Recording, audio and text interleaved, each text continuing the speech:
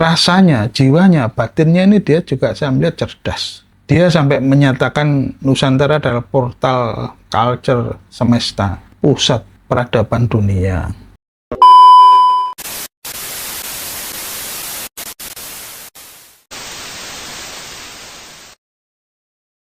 Otaknya bukan hanya cerdas secara literasi, karena dia punya keris yang ribuan itu bukan, tapi pengindra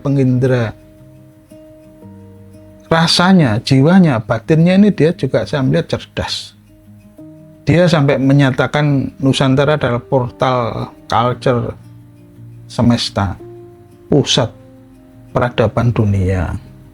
Jelas, kalau saya pelajari, saya sudah menemukan itu. Bahkan saya berikan masukan pada beliaunya juga. Kemudian dalam rangka kita ini jangan sampai tumbang sebagai bangsa, Pak Menteri ini juga membuat satu propaganda yang cukup luar biasa. Dia harus melawan out of Afrika dengan kekuatan of Nusantara. Ya kan? Baik. Dia ada buku ya, ada mengatakan peradaban awal itu Afrika, ada peradaban awal itu Mesopotamia, ada peradaban awal itu Yunan atau Tiongkok. Tapi Pak Menteri ini saya salut ya. Dia punya pemikiran panjang. Tidak seperti Dirjen Kebudayaan sebelumnya itu ngawur itu. Pak Hilmal Farid itu orang-orang nggak jelas itu. Tidak punya wawasan yang cukup. Yang punya wawasan cukup ini ya Pak Fadlizon ini.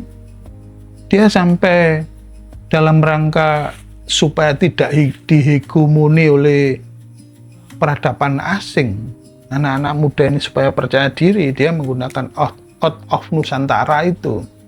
Ini juga merupakan kontra propaganda asing sebenarnya, bukan hanya sekedar perang katakan cyber, tapi ini perang kultur ini.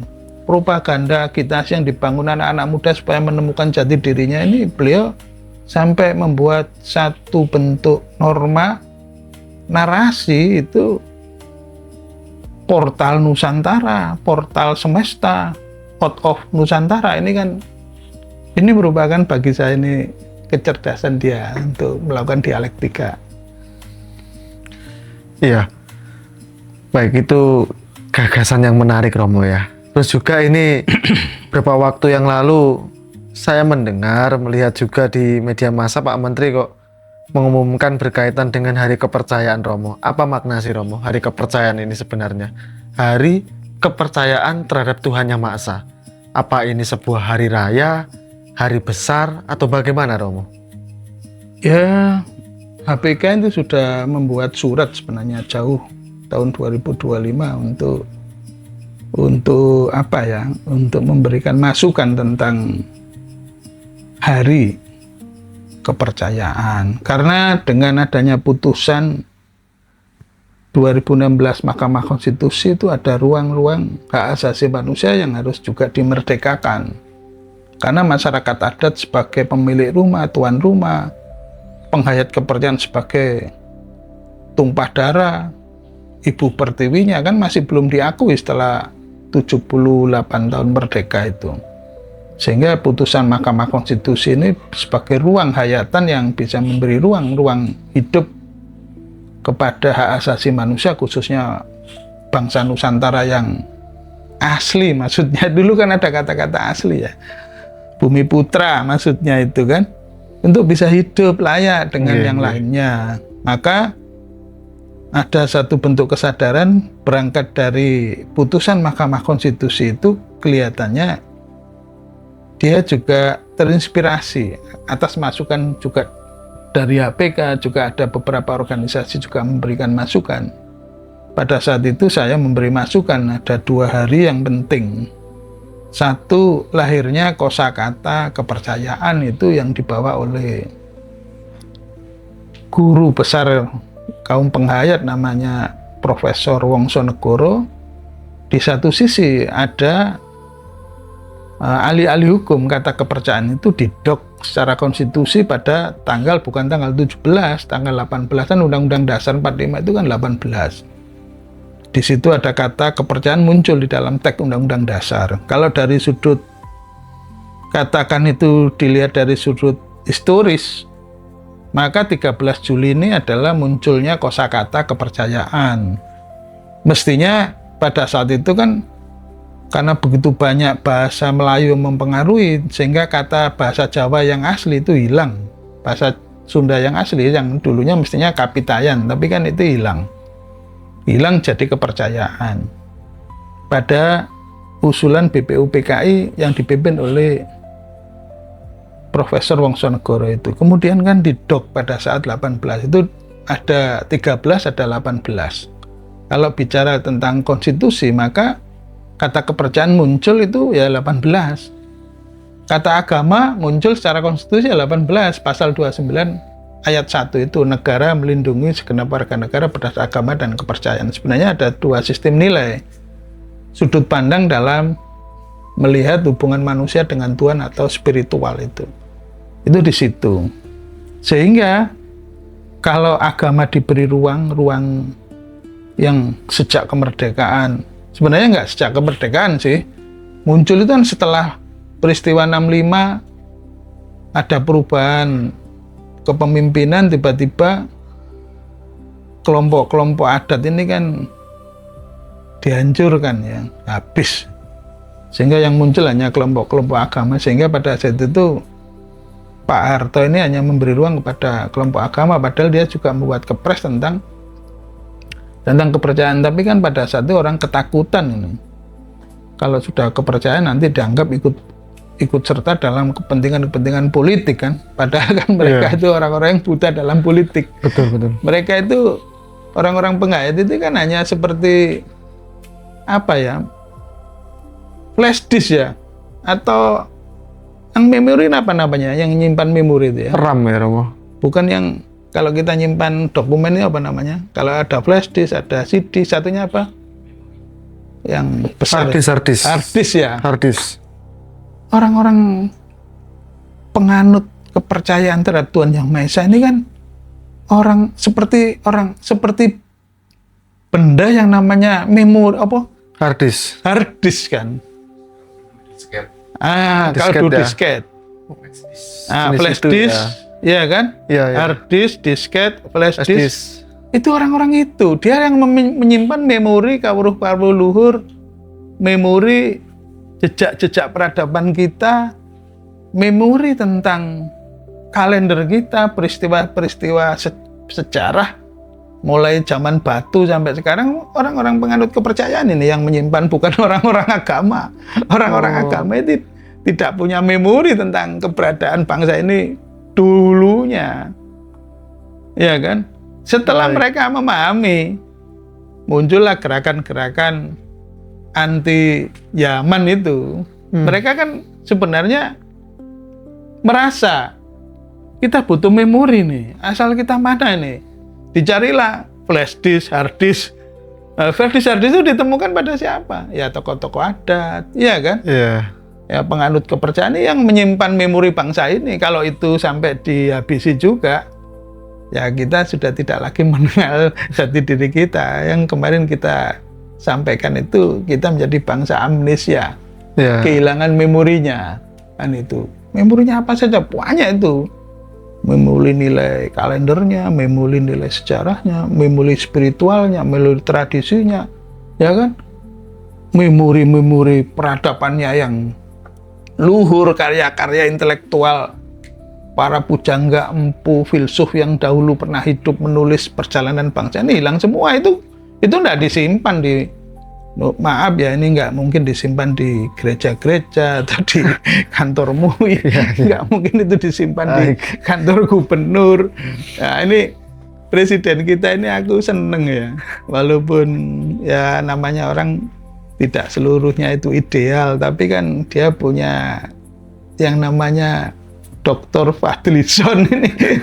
Saya nggak mengkultuskan dia, tapi kan ide-idenya itu ya cukup spektakuler lah bagi ya. Saya sudah kenalkan kepada anak-anak muda, Pak Fadlizon ini cukup spektakuler pemikirannya, walaupun masih judul-judul teknisnya ini kan perlu waktu.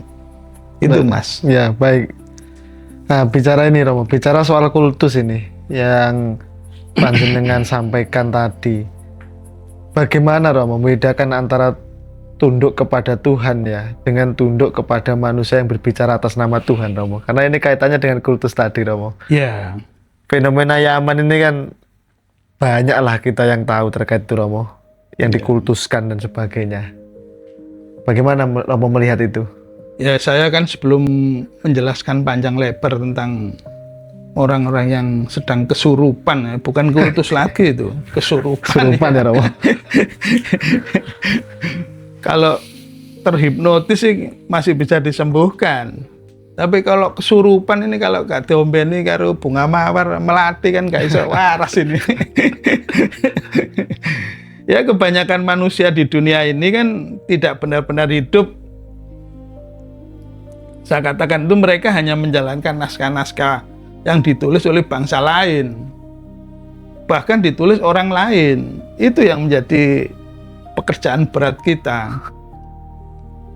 Sejak lahir mereka diajari apa yang harus dipercaya, apa yang harus ditakuti, apa yang harus dipuja, ya kan? Iya. Apa yang harus dibenci.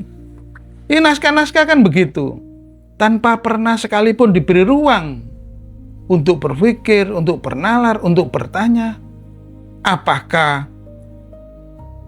yang ditakuti itu benar atau hanya aturan agar kita mudah diatur, bisa diperbudak, kan begitu. Bahkan mereka menyebut ketaatan itu satu bentuk kebajikan. Tulisannya itu begitu. Bahkan mereka menyebut juga ketidaktahuan itu adalah kerendahan hati. Nah, ini kan satu bentuk kebodohan kita. Mau gak ngerti itu kerendahan hati, ya nemen rek. Menyebut keterikatan itu diikat dulu dengan dogma, doktrin, kultus tadi sebagai bentuk keselamatan. Ini bagaimana kita ini selamat dengan doktrinnya? Nggak mungkin.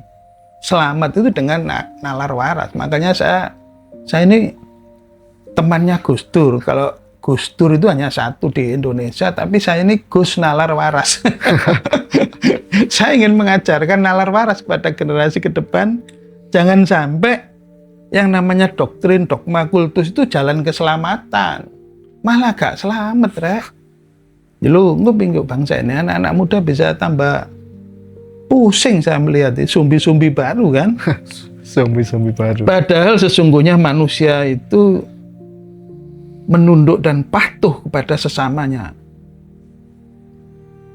Menghormati sesamanya, hak asasi manusia itu mestinya itu loh. Tapi para rohaniawan kita, pendeta kita, bahkan intelektual hanyalah orang-orang yang bangga mengaku paling suci. Tetapi sebenarnya mereka itu sebenarnya sedang memasang belenggu pikirannya sendiri dengan kebodohan. Mereka kan tidak sadar. Semakin dia dikultuskan, semakin dia dipuja, semakin bangga. Padahal dia memborgol orang lain, juga memborgol dirinya sendiri.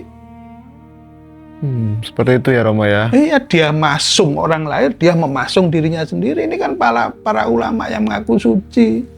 Seakan-akan dia berhadapan dengan Tuhan, terus ngomong seenaknya sampai Tuhan. Ini kan kita kadang-kadang ya malu ya. Ya Romo, drama baru ini. Ini Romo, kalau memang seperti demikian, ada juga salah seorang teman saya Romo, ketika bertemu di jalan ya waktu itu. Nah, dia bercerita, saya bercerita juga tentang bagaimana fenomena kultus, doktrin dan dogma ini muncul. Tapi dia juga bilang bahwasanya loh, di Nusantara itu feodal bahasanya Romo. Apakah itu benar itu? Apakah memang kita feodal? Karena dia bercerminnya itu dari sejarah-sejarah raja-raja yang dia baca di sejarah-sejarah yang diajarkan di sekolah Romo. Apa itu benar itu? Ya kalau mereka itu kan melihat seakan-akan Jawa itu ya Solo Jogja. Kalau lihat Solo Jogja ya orang itu akhirnya jadi kelas-kelas. Mereka bersukaria kalau sudah menjadi abdi dalem kan gitu. Abdi kan gitu, dalem, Mas Hendra. Abdi dalem kan mukibin.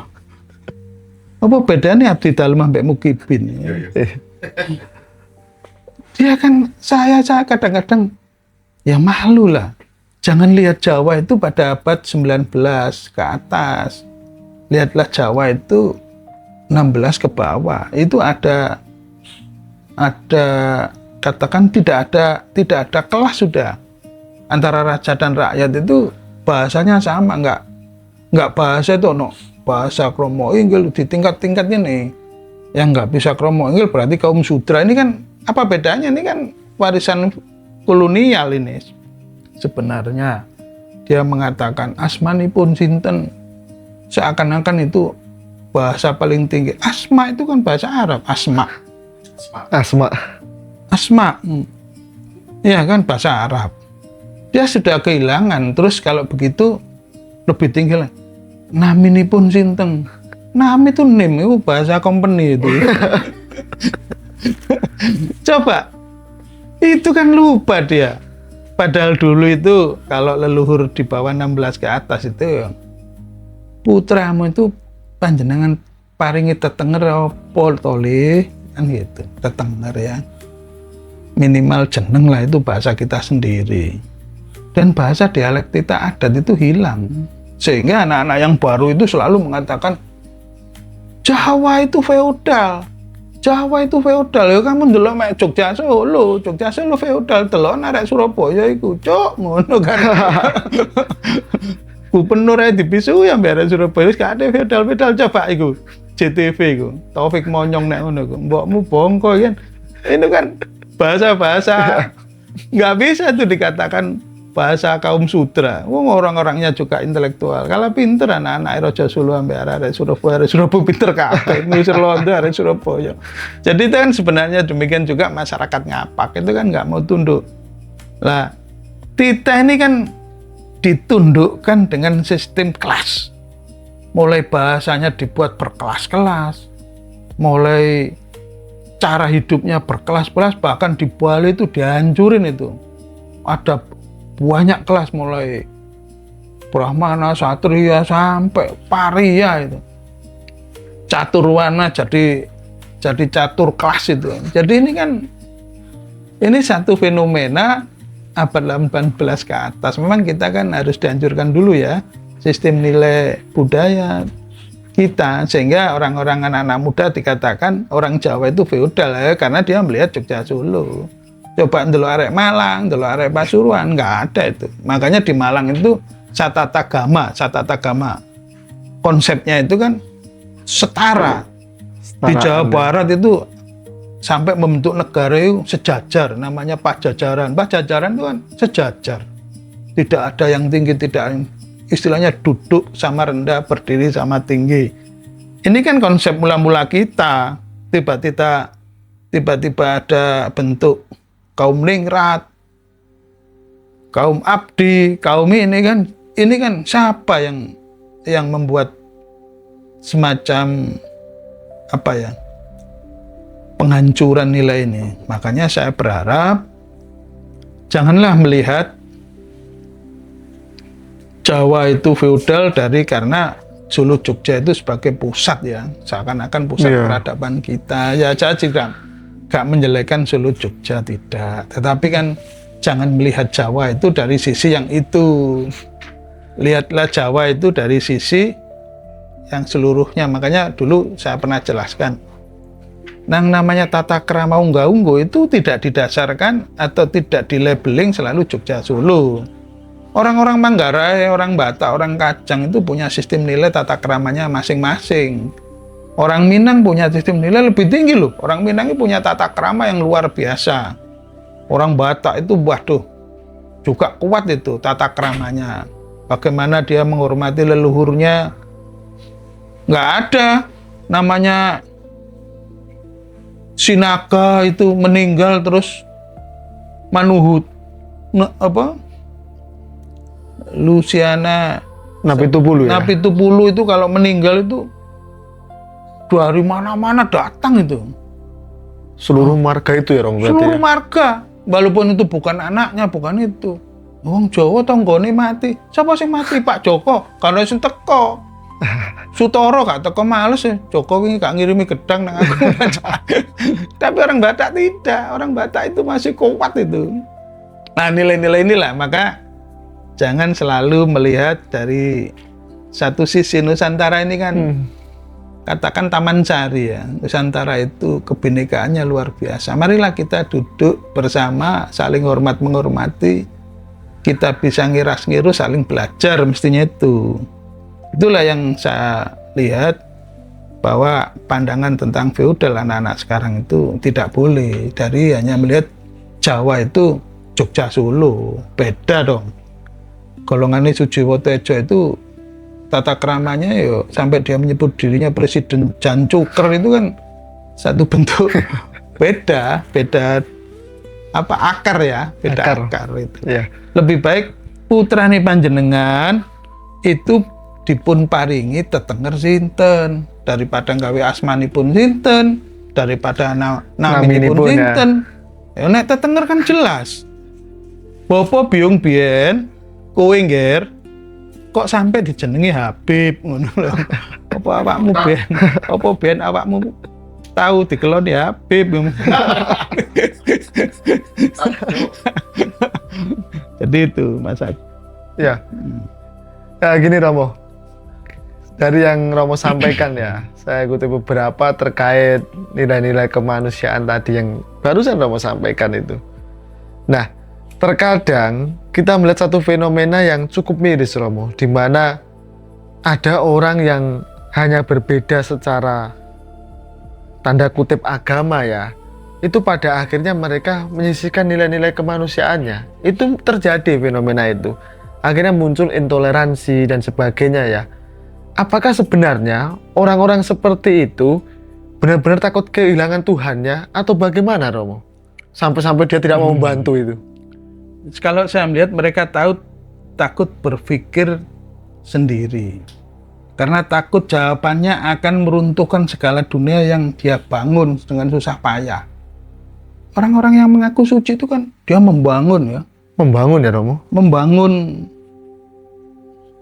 pasungan doktrin yang dia takut jatuh bangunannya itu. Dia pertahankan. Kita seharusnya menjadi orang-orang yang merdeka. Tahu satu yang mutlak, tak ada manusia yang suci, merasa dirinya paling suci, tak ada. Bahkan tak ada ucapan manusia itu yang kebenarannya itu abadi, tidak ada. Makanya di Jawa itu sistemnya cakramanggiling kan owah gingsir, kadang-kadang ya itu. Tapi orang-orang yang tadi ditanyakan itu kan seakan-akan segala perintah, larangan, ancaman yang datang dari mulutnya itu seakan-akan itu merupakan bentuk suatu yang ideal. Padahal itu kan memberikan ketakutan pada orang lain. Iya, memberikan ketakutan Romo. Makanya saya kalau ketemu teman saya, kalau awakmu nek mari entuk tausiah aja nang omahku ya. Apa adik? Aura negatifmu mlebu nang aku. Nek kon mari nyanyi-nyanyi nang gone apa acara-acara mantenan kan orang bahagia, kan nang omahku gak apa-apa. Aura positif muncul kan mari untuk tausiah tak delok kon kok sumbu ya ketakutan. Aku boleh aura negatif masuk, aku boleh aku ketakutan. Dipeteni neraka disunduk. Kupingmu, ilatmu ditarik, dipedet, aduh. Ini kan kan menakutkan itu. Saya lihat orang-orang itu nggak sampai semakin bahagia, ya kan, dengan bahasa-bahasa dari langit seakan-akan dia itu mewakili Tuhan yang Maha Kuasa. Akhirnya kan orang lainnya semakin kecil. Aku mari kon kei petua, ndelok aku ndelok iki rumah ibadah lah. Saya datang ke rumah dia aja. Melok nang rumah ibadah Pak Tio. Baru ceramah medeni rek. Aku mulai tambah keweden, aku gak mlebuan gak kamar aku. Ketemu malaikat aku ditapu ya aku. Ini kan kasihan masyarakat kalau generasi ke depan itu begitu. Bagaimana ke depan itu generasi kita bahagia, berpikir waras, ya kan? Kita bisa berpikir sehat, bisa merencanakan sesuatu yang betul-betul membahagiakan dunia, bukan hanya manusia. Bagi saya itu yang terpenting ya. Berarti Romo, ada banyak ya sekarang ini fenomena manusia yang sebenarnya dia itu berkata bertuhan, tetapi sejatinya dikendalikan oleh rasa takut, Romo. Kalau dari penjelasan Romo tadi. Dia kan sebenarnya itu tadi, dia mendoktrin orang lain, katakan dia itu memasung orang lain, memborgol orang lain, sebenarnya dia juga memborgol dirinya sendiri. Memborgol dirinya sendiri ya. Apa yang diborgol? Romo hati. Yang diborgol itu rasamu, jiwamu, batinmu. Kon menakut-nakuti orang, akhirnya kon takut sendiri. Contoh aku biyen sik cilik. Hati lho, kono ono pocongan. Konco-koncoku mlayu, wah ono pocongan. Sesuai aku dhewe takut lho, iku ono padahal aku sendiri. Kok malah aku malah takut. Aku medeni si Sarto malah aku malah wedi. Ini kan menjadi dia nggak kerasa nih menakuti orang lain, itu menakuti diri. Dia membunuh orang lain, dia membunuh dirinya sendiri. Tapi kalau dia membahagiakan orang lain, sebenarnya dia membahagiakan dirinya sendiri. Itulah spirit ekoteologi wisdom Nusantara itu begitu. Warisan para leluhur kita memberikan dawuh-dawuh seperti itu, bukan dawuh-dawuh ancaman. Wah, aku mlebu nang rumah-rumah ibadah di sini. Rumah ibadah kelompok ini ngene, kelompok iki agama ngono kabeh. Dadi tak delok iku wis mlebu nang rumah ibadah agama apa saja itu.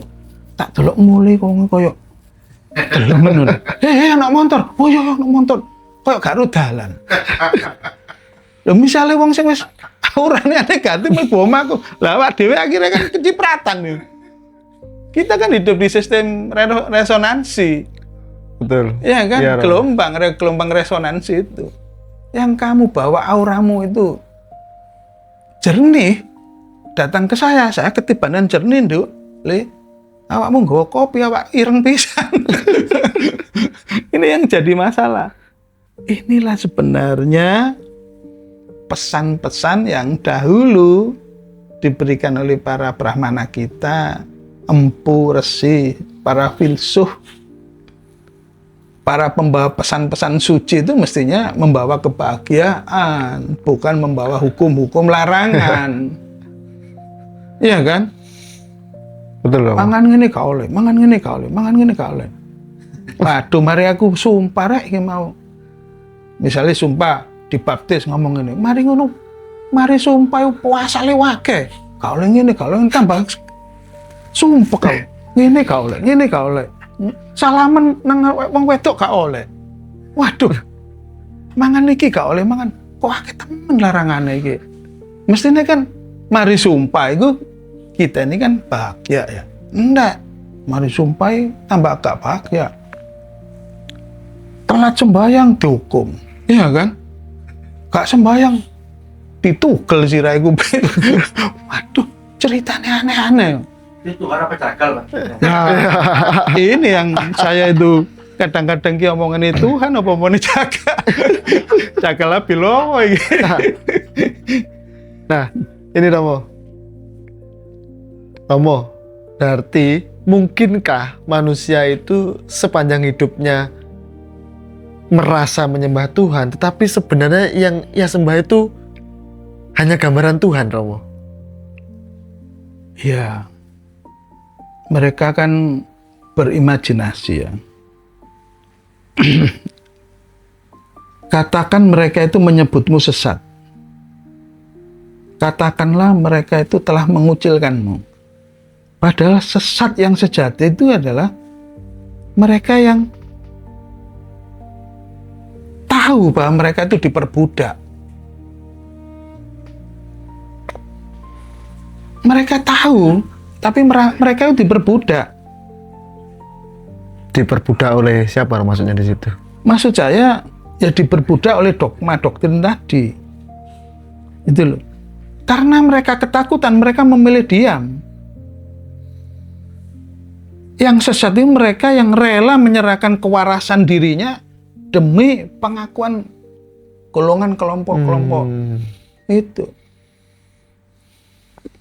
kita kan melihat orang-orang itu. Mereka sebenarnya sadar tapi diam. Karena diam apa? Ya ketakutan. Dan kebenaran sejati tidak pernah memaksa orang percaya. Kebenaran sejati tak pernah menghukum yang ragu.